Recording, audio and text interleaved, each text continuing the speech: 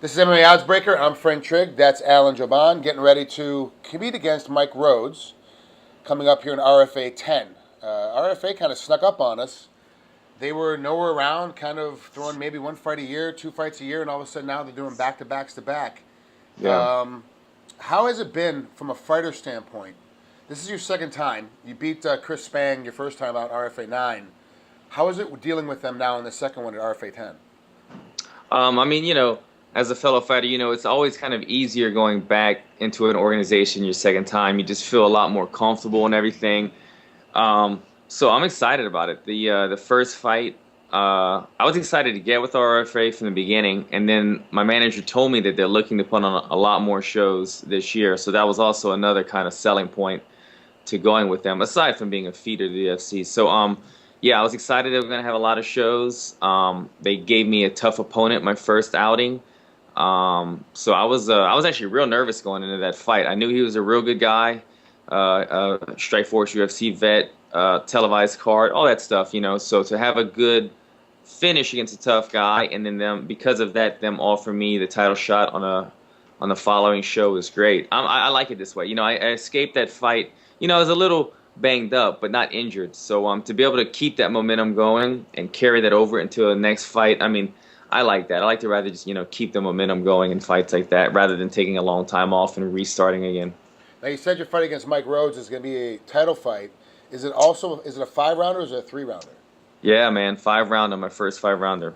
Okay, and so how much different is training camp compared to normal? Because it's your first 5-rounder. What did you guys have to do differently? Well, it's my first 5-rounder, so yeah, I pretty much stayed to the same stuff that I've been doing. Every training camp now that I've been doing, I've been tweaking it a little bit, trying to figure out, just like a weight cut, you're always kind of tweaking it, and I've been doing this for a number of years where I don't have it down to a science yet, but I'm getting a lot better at it. So every cut, every camp's been getting a little bit better. So I just kind of did that. I added a little bit more conditioning in there. When I do my sprints on Saturdays, instead of doing 3 rounds, I'm doing 5 rounds, and just little things like that. But I didn't want to overdo it because I could have a tendency to overtrain sometimes. So I was kind of worried about that. I was just really listening to my body. I was pushing myself 100%, and I was if my body was hurting, what I was doing this camp it was instead of doing 2 crappy sessions in one day, I was just going in there and having a phenomenal 1 session and then letting the body heal. Trying to make the most of every 1 session. So like I said, I did just a couple tweaks each camp, but nothing drastically different going into the 5-rounder. Now, you say you tend to overtrain, or you did in the past. Besides just cutting back and resting more, did your coaches have to have a conversation with you and tell you it's time to go home sometimes at the gym? I wouldn't say I'm that guy that just lives at the gym, but the last fight that I went into, the fight with Chris Spang, I didn't even tell anybody other than my inside of my camp. But I went into that fight with a concussion. Went into that fight with a concussion, and I got armbarred 2 weeks before. So I was pretty much on no contact 4 weeks leading into the fight. So because of that, I realized, I knew Chris Spang was a good boxer, so I was going to hit up every random boxing gym in my area and just jumping in there with professional boxers. And when it's not your gym and this and that, you go in there and guys, they want to bang with you, and I'm not going to back down. And that's what happened. I was going in there banging with these guys who didn't know who I was. I didn't know who they were. They weren't showing me any respect, and I got a concussion out of it. Ended up fighting with the concussion and the injured arm, and luckily everything worked out. But after that fight, I realized, I need to work hard and train hard and go against tough guys and make myself uncomfortable. But I need to listen to my body and be smart about it. So that's what I'm kind of doing this camp, trying to be a little bit smarter. Now, Alan, we just heard a baby crying in the background. Is that your baby? You hear that? Yeah, that's my son. I have a 1-year-old son. Well, he turns 1 a couple days before my fight. Now, So how has training camp changed just by having him in the house? Because now it's a lot of different sleep patterns, a lot of more things on the weekend when you want to rest and hang out. He wants to play and do stuff. you have kids? Oh yeah. Okay, obviously you sound like a man of experience. Yeah, man, it has. It's my first child, my first son. He's almost 1, so I've still been in that first year where we're not sleeping a lot.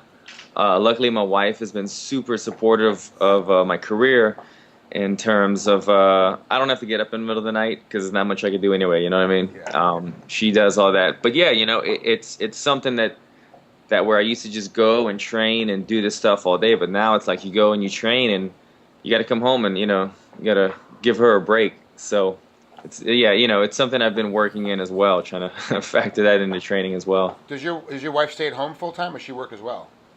She's home full time and she has clients. She works from home somewhat, but she's a full time mother who works from home. Okay, so you don't have to worry about getting back in time to go grab your son, and she has to take off the work and doing that switch pattern. Exactly. You're making enough now as a professional athlete to be able to survive, so that your wife can stay at home.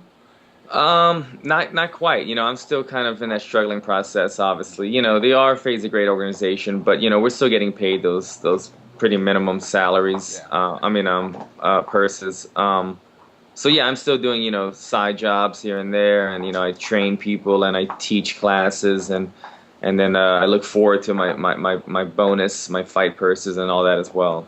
Well, the good news is it's come out, and you said it earlier in the interview that the RFA is the feeder program to the UFC, and it's not really it's not official. Like UFC didn't come out and said this is what's happening, but it's RFA and Legacy, which means now not only are the brass of the UFC watching your fights, but also too now these sponsors are paying attention, trying to get you to you early before you make the jump over to the big league because they want to get you the cheaper rate. I mean, it's smart business as well.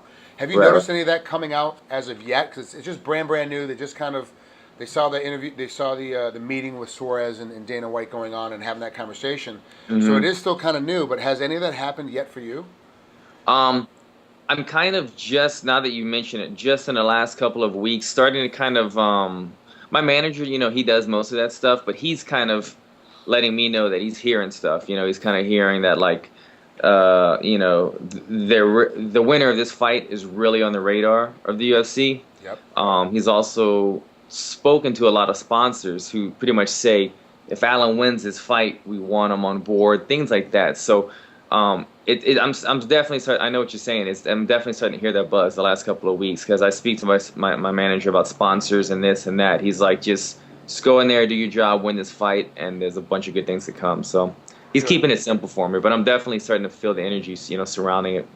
All right, let's talk about the fight real quick. Mike Rhodes, break him down as an opponent. What do you see him trying to do to you when you get inside the cage? Man, I'm not sure. Mike Rhodes, he's a kickboxer, comes from a kickboxing camp, has a great trainer, a bunch of great teammates. As a fighter himself, I think that he somewhat rides on the hype train of his gym and his coach. I don't see a great fighter when I see him. I see a very mobile guy, a good striker who's very mobile, athletic. He was a big guy. He was a heavyweight. He was like 235 at one point. He cut down to 170, so he's been dropping weight. So imagine him being pretty strong in the tie-up. And he seems to be really light on his feet. Like I've only been able to see like 2 fights of him, but he seems like a very mobile guy that doesn't just stand there in the pocket. He's moving around looking for openings and stuff. So that alone could present some trouble. Just when you're trying to find that angle, or you're chasing somebody down, you end up getting caught. And that's kind of what he did his last fight. He was bouncing around. A wrestler shot in. He caught him with a straight right and got the knockout. So I see him presenting trouble. In that aspect of maybe closing the distance or this and that, but I feel that I'm the better fighter than him, not in a cocky way, but I just do. I look at him and I know when I see guys that really, make me very nervous about fighting them. Chris Spang was one. He's tall guy, good, really good striker, this and that. When I see Mike Spang, I think if I go in there and fight the way that I know that I could fight, I will win that fight 9 out of 10 times. You know what I mean? I feel like I would beat him 9 out of 10 times. I just need to not do anything stupid and not get caught. All right. Well, thanks for coming on here, Al. I know it's a Sunday, so I'll let you get back to watching some football and hanging out with your son. Awesome, brother. Awesome. I appreciate you coming on. Good luck in RFA. We'll talk to you soon, bud. Thanks, Trigg. Best to you, man.